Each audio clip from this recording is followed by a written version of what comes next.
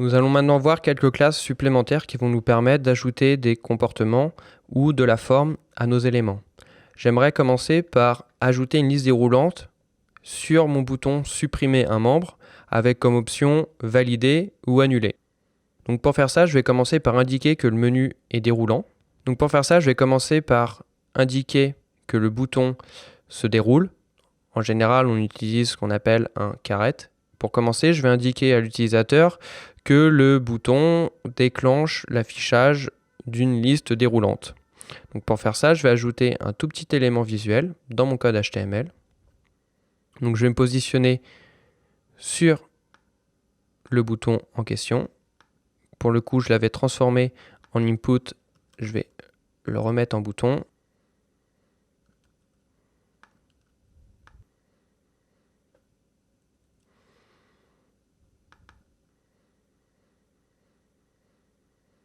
Voilà.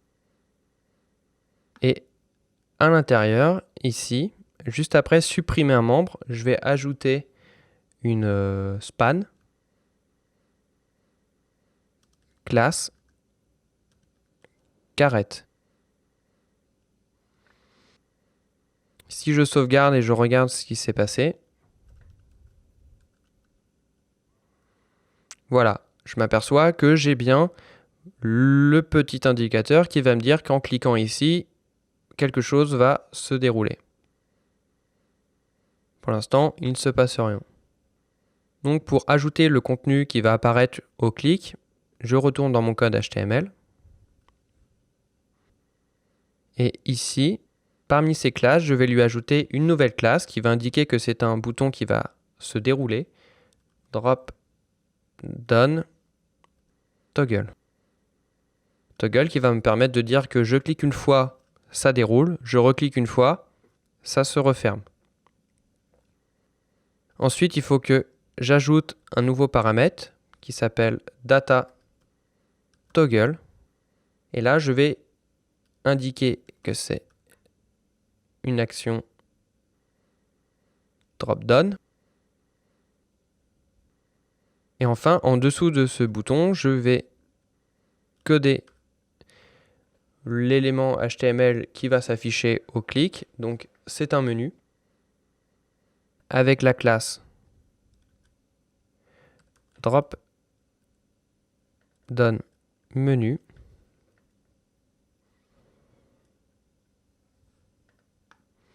Et à l'intérieur, mes LI, où là je vais mettre valider, annuler. Donc si je regarde ce que ça donne, ma liste qui s'affiche, simplement, elle n'est pas bien positionnée. Pour la positionner juste en dessous du bouton, il faut grouper le tout, le bouton et la liste, dans une div dont la classe est btn group. Donc si je retourne dans mon IDE, ici, il faut ajouter une nouvelle classe, div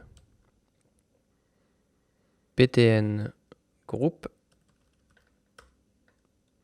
Et à l'intérieur de cette div, mettre mon contenu.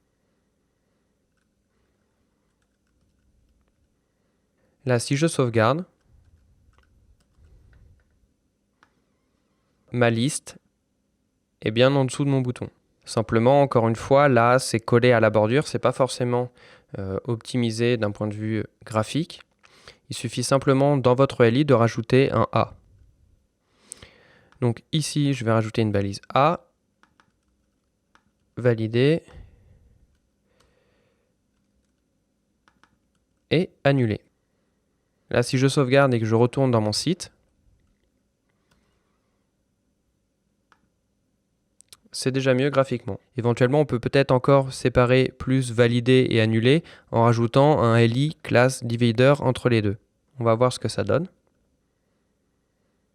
Donc là, si entre les deux, j'ajoute un LI dont la classe est divider, je sauvegarde, je rafraîchis, et voilà, c'est bien propre.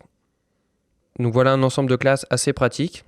On va en voir 3 autres. La première, ça va être une classe assez simple à mettre en place qui va nous permettre de mettre de la couleur sur du texte. Donc si par exemple je retourne sur ma balise paragraphe et que j'y ajoute la classe texte info, je vois que mon texte passe en bleu. Donc je vous laisse deviner ce qui va se passer si au lieu de info, je mets warning. Le texte va passer en orange. Maintenant, je ne veux pas mettre la couleur du texte dans une couleur particulière, mais je veux choisir un background pour mon paragraphe. Et bien, je vais remplacer texte par BG.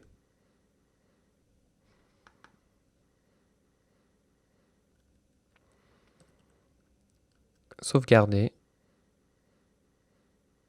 Et voilà. Ma couleur de texte ne change pas, mais j'ai un background derrière, un aplat de couleurs, donc assez pratique.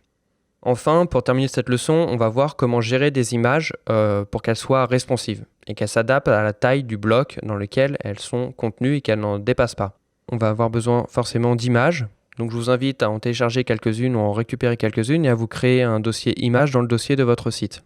Donc voilà, j'ai ajouté un dossier images dans mon site avec plusieurs images que j'ai récupérées à gauche à droite, avec plusieurs images que j'ai nommées assez facilement pour les retrouver assez simplement dans mon code HTML. Et maintenant, l'idée, ça va être d'en afficher deux dans votre site internet, l'une à côté de l'autre. Je vais pouvoir retourner dans mon code HTML, me positionner après ma div ID bouton, créer une nouvelle div qu'on va appeler photo par exemple, ajouter la classe colXS12.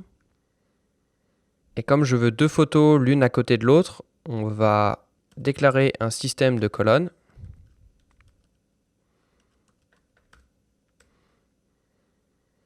Et à l'intérieur, déclarer deux divs.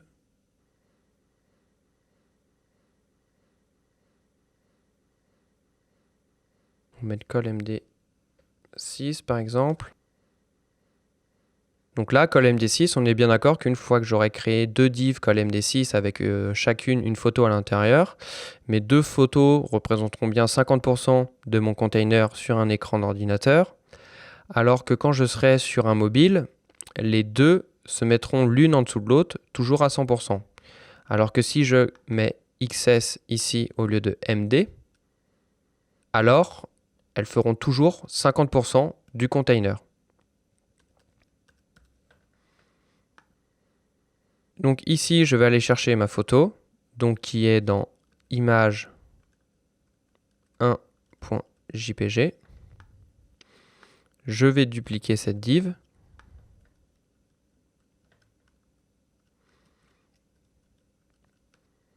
Et ici, je vais charger une autre photo. Donc si je sauvegarde, alors juste avant, je vais faire les choses proprement. Et je vais commenter la fermeture de ma div photo. Voilà, je sauvegarde et je retourne voir ce qui se passe sur mon site.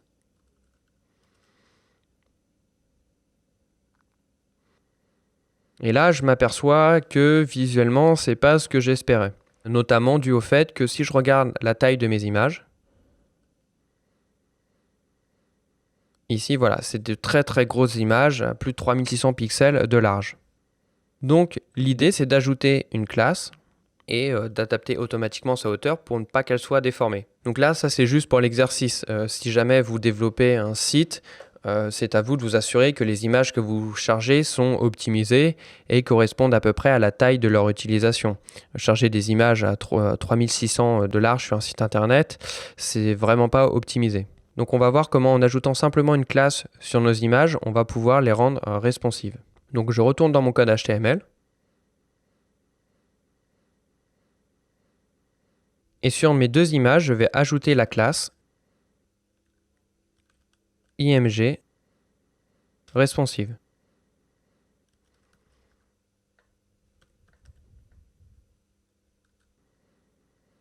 Maintenant, si je sauvegarde et que je retourne sur mon site internet,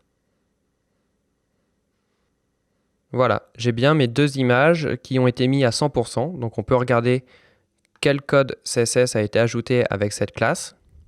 Donc si on regarde les attributs qui viennent avec cette classe, on s'aperçoit qu'on a display block, max width 100% et height auto. Donc le max width 100% va faire en sorte que l'image ne soit jamais plus grande que le bloc dans lequel elle est contenue. Et le height auto va servir notamment si vous avez défini une hauteur sur votre image dans le HTML, à annuler cette hauteur et à faire en sorte que l'image garde son ratio. C'est-à-dire qu'il va définir une hauteur à votre image en fonction de la largeur. Et vous garderez le ratio et l'image ne sera pas étirée, pas pixelisée.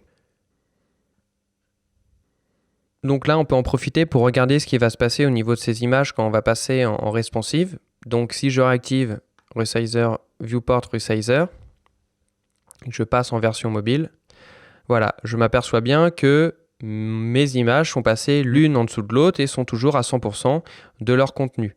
Elles sont limite plus grandes sur une version mobile que sur le site où elles sont l'une à côté de l'autre. Si jamais je voulais garder le comportement d'avoir les deux images l'une à côté de l'autre à 50%, même sur un petit device, il me suffit de remplacer MD par XS ou de l'ajouter.